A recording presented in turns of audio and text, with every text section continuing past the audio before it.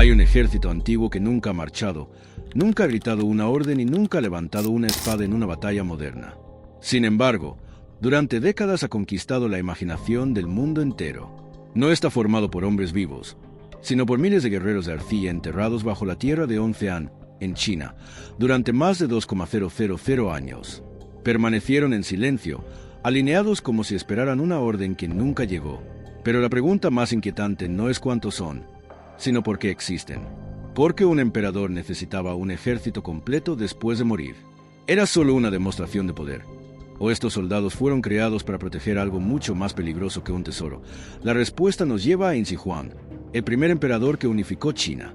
Fue un gobernante obsesionado con el control, la conquista y la idea de que su autoridad debía continuar incluso después de la muerte.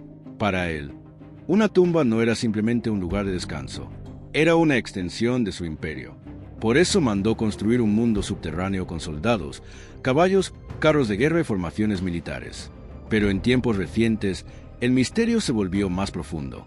Con escaneos tridimensionales y análisis asistidos por inteligencia artificial, los investigadores comenzaron a observar los rostros de los guerreros con una precisión imposible para el ojo humano. Mandíbulas, orejas, pómulos, expresiones y pequeñas asimetrías empezaron a contar una historia diferente.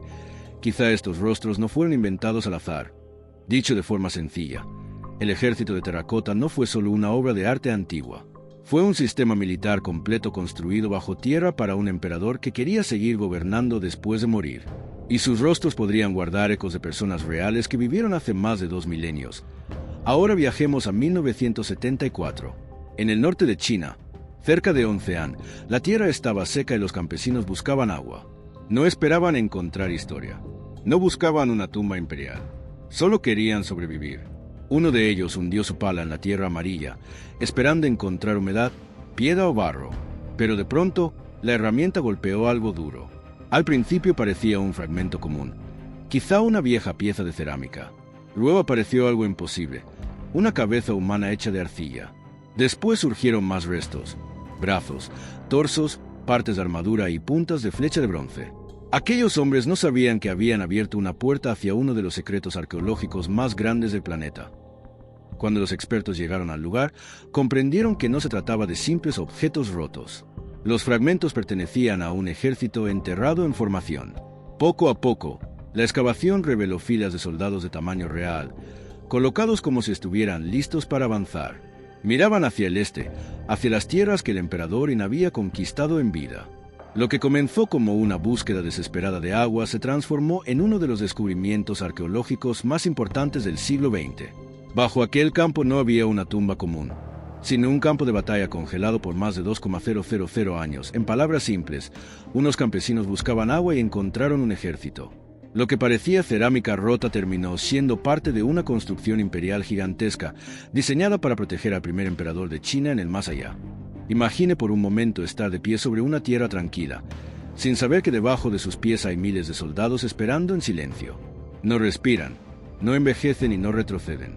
Solo permanecen allí, formados como un ejército eterno. La escala del hallazgo es difícil de comprender. Más de 8,000 guerreros, cientos de caballos y más de 100 carros de guerra. Pero el detalle más inquietante es este. Solo una parte del complejo ha sido excavada. Gran parte del ejército y la tumba real del emperador siguen bajo tierra, intactas como si todavía estuvieran protegidas por una orden antigua. El Foso 1 es la cámara más grande y famosa. Allí los soldados están organizados como una fuerza militar real. Al frente aparecen las tropas de vanguardia. Detrás se encuentran los soldados de infantería. En los laterales y en la parte trasera, otras figuras protegen los flancos de la formación. Nada parece colocado al azar. Todo responde a una lógica de guerra. El Foso 2 muestra una estructura más compleja, con caballería, arqueros y unidades de carros. El Foso 3 parece funcionar como un centro de mando, con oficiales y un carro tirado por 4 caballos. Incluso existe un Foso 4 que quedó vacío o incompleto, lo que sugiere que la construcción se detuvo de forma repentina, probablemente por la crisis política que siguió a la muerte del emperador. Para entenderlo fácilmente, el ejército de terracota fue diseñado como un ejército verdadero. Tenía soldados de frente, defensas laterales, comandantes, caballos, carros y arqueros. Insi Huang no quería solo una tumba. Quería un imperio militar bajo tierra. Si le gustan los misterios antiguos, las civilizaciones perdidas y los lugares donde la historia se cruza con la ciencia moderna, suscríbase ahora, porque esta historia apenas comienza, y lo que todavía permanece bajo la tierra es mucho más oscuro que los soldados que ya hemos visto. Pero la parte más inquietante no es el tamaño del ejército, es el rostro de cada guerrero, porque cuando la tecnología comenzó a estudiarlos de cerca, dejaron de parecer simples estatuas, y empezaron a parecer personas reales atrapadas en arcilla. Antes de continuar, escriba en los comentarios.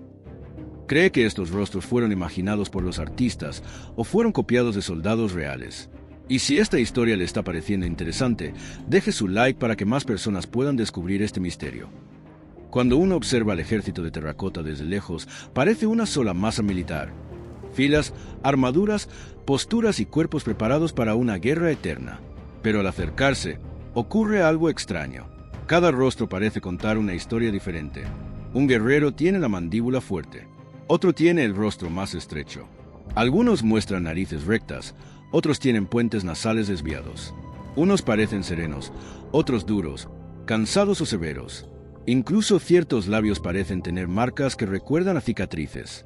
Entonces surge una pregunta difícil de ignorar. ¿Por qué los artesanos antiguos habrían dedicado tanto esfuerzo a diferenciar miles de caras? ¿Era solo orgullo artístico, una técnica de producción avanzada, o estaban copiando rostros de hombres reales que sirvieron al emperador? La explicación comienza con la forma en que fueron fabricados. Los guerreros no se hicieron completamente a mano desde cero, uno por uno. Los cuerpos, piernas, brazos, manos y cabezas fueron producidos por partes separadas. Algunas piezas usaban moldes para acelerar el trabajo y mantener la uniformidad, pero después de ensamblarlas, los artesanos intervenían cada figura de forma individual. Retocaban el barro fresco, marcaban detalles del cabello, ajustaban expresiones, moldeaban orejas, pómulos, labios y líneas del rostro. Así lograron una combinación sorprendente, un ejército organizado como una máquina, pero formado por figuras con apariencia humana. Aquí es donde entra la tecnología moderna. Con escaneo tridimensional e inteligencia artificial, los investigadores pueden comparar detalles demasiado pequeños para el ojo humano. La forma de las orejas, la profundidad del mentón, la simetría facial, las proporciones óseas y las variaciones entre rostros. En palabras simples, los guerreros fueron fabricados con una mezcla de producción en serie y trabajo artístico individual. Las partes básicas podían repetirse, pero los rostros eran terminados a mano. Por eso el ejército parece ordenado, pero al mismo tiempo inquietantemente humano. Ahora piense en algo aún más impresionante. Estos soldados fueron construidos hace más de 2,000 años. Cada figura tenía tamaño humano, muchas pesaban cientos de kilos, y aún así fueron producidas por miles. Esto no pudo ser el trabajo de un pequeño taller real ni de unos cuantos escultores. Para crear semejante ejército subterráneo se necesitaba organización, materiales, transporte, supervisión, obreros especializados y un sistema capaz de repetir el mismo proceso una y otra vez sin perder calidad. Entonces la pregunta cambia. ¿Cómo pudo una civilización tan antigua construir algo que se parece tanto a una fábrica imperial? Los análisis de la arcilla muestran que los artesanos usaron materiales locales, especialmente el loess, un sedimento amarillo común en el norte de China. Este material se mezclaba con otros componentes, como cuarzo y minerales similares al caolín, para lograr una pasta resistente, manejable y adecuada para figuras grandes. Las piernas eran fuertes y huecas, diseñadas para soportar el peso. Los torsos se hacían por separado, como grandes corazas. Luego se añadían brazos, manos y cabezas. Las repeticiones en ciertas partes demuestran que existía una producción estandarizada. Pero los detalles finales, armaduras, cordones, peinados, expresiones, bigotes y rasgos faciales, muestran intervención humana cuidadosa. Esto revela algo muy importante. El Estado tenía una capacidad de organización extraordinaria. No solo construía tumbas, administraba trabajo, materiales y calidad como una verdadera potencia centralizada. Dicho de manera sencilla, el ejército de terracota fue creado mediante una cadena de producción antigua. Primero se hacían partes similares para ahorrar tiempo. Después, los artistas agregaban detalles únicos. El resultado fue un equilibrio perfecto entre disciplina militar e identidad individual. Pero hay algo que muchos visitantes no imaginan. Los guerreros que hoy vemos en tonos grises, marrones y apagados no eran así cuando fueron enterrados. Lo que observamos ahora es solo una sombra de su apariencia original. Hace más de 2 milenios, este ejército no parecía muerto. Estaba cubierto de colores brillantes. Imagine miles de soldados bajo tierra con rostros pintados, cabello negro, mejillas rosadas, armaduras decoradas y superficies brillantes como si acabaran de ser preparados para una ceremonia imperial. El ejército de terracota no fue creado para parecer ruina. Fue creado para parecer vida. Los investigadores descubrieron que las figuras estaban cubiertas primero con una capa de laca natural extraída del árbol de laca asiático. Esta capa funcionaba como una superficie protectora y brillante sobre la arcilla. Encima de ella, los artesanos aplicaban pigmentos minerales muy vivos: rojo de cinabrio, azul intenso, negro para el cabello, tonos rosados para la piel y patrones decorativos sobre la ropa y la armadura. Uno de los pigmentos más fascinantes fue el llamado púrpura chino o púrpura an, un silicato sintético de bario y cobre.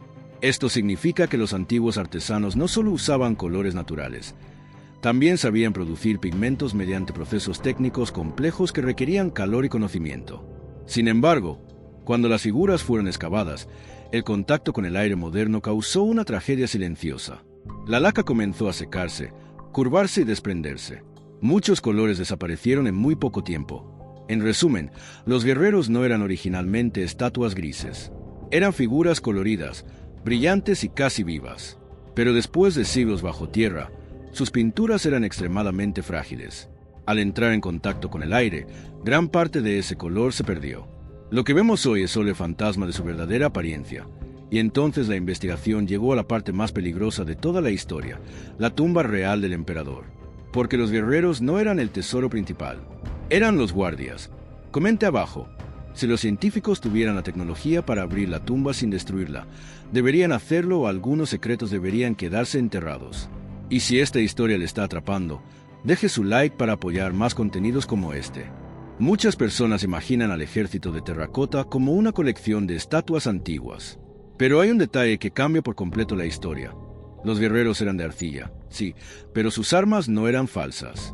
En sus manos y alrededor de sus cuerpos se encontraron espadas, lanzas, alabardas, piezas de ballestas y miles de puntas de flecha hechas de bronce real.